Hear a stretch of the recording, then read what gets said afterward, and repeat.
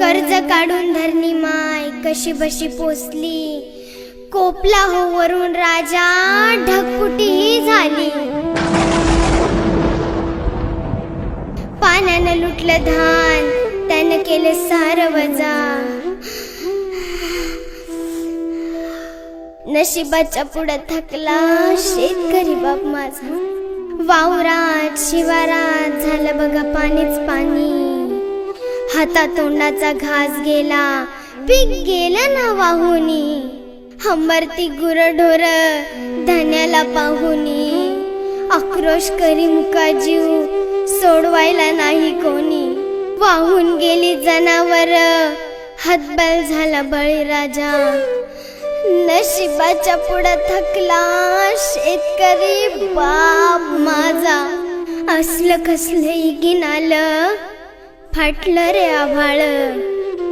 उसानी तर मान टाकली, डाळिंबाचं गेलं डोळ. करपली हो मूग मटकी, कुठं लावावं ठिकाळ.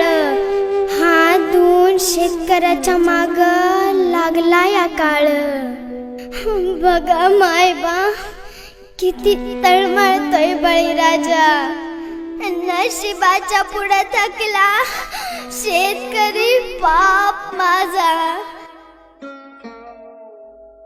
हे देवा, हे देवा, हे देवा, तू सत्याचा वाली ना रे.